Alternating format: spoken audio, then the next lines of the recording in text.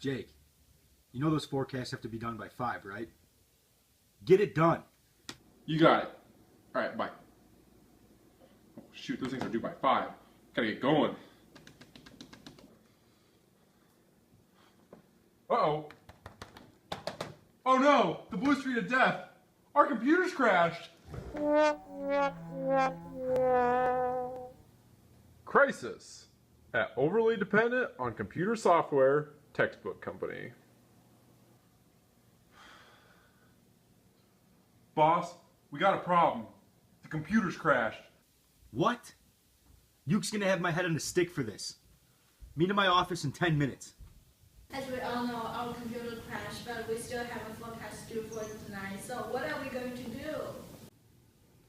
The software does it for us. Alright, I found this old management operations textbook in the recycle pile. I think it can help us. How's that going to help us? Well, using previous quarter's data, previous month's data, we can actually have a forecast for next month, May. But all our data was lost while our computer crashed. What a coincidence. I was able to print off all of our data before the computer crashed. Yeah! All right! Let's see what we got. Wow, I've never seen so many forecasting equations. What is this? Wait, what's this about a moving average? Yeah, moving average could work, but before we decide on a forecasting method, we have to look at our data first.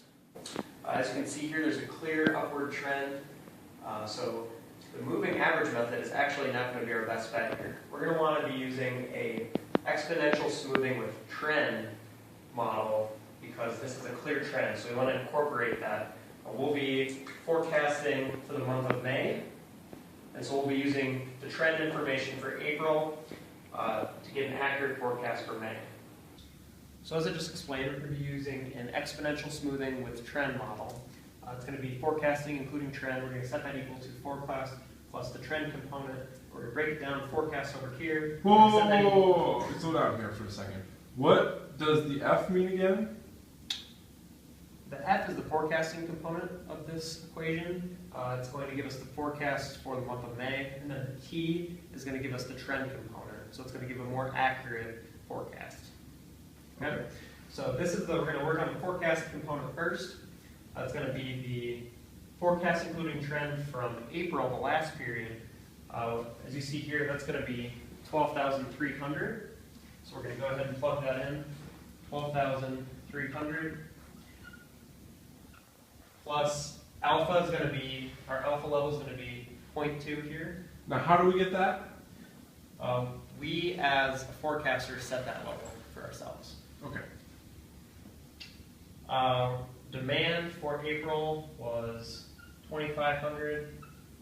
That's D sub T here. And then we're going to subtract forecast including trend from April, which was 12,300. So once we go ahead and do the math, it's going to be 12,340 is our forecasting component. All right, so we're going to set the trend component equal to the trend from April, which is an increase of 2,500. Okay. Plus the beta level, which is we're going to set 0.1. We found the trend or the forecasting component for May, which is 12,340. We already calculated that. And forecasting, including trend for April, which is 12,300. So this is going to give us our trend component. We have a trend component here. You're going to add that to the forecasting component that we already calculated. And that's going to give you a total 14,844. Yeah, 14,000. Nice! 844. So we predict that in May we will sell 14,844 textbook guides. We got it! Yeah! Looks like our forecast is done. Awesome. Oh shoot, and it's 4:50. We have to get our forecast in. It's almost 5 o'clock. Do you have a forecast for me? We do, and we did it all ourselves.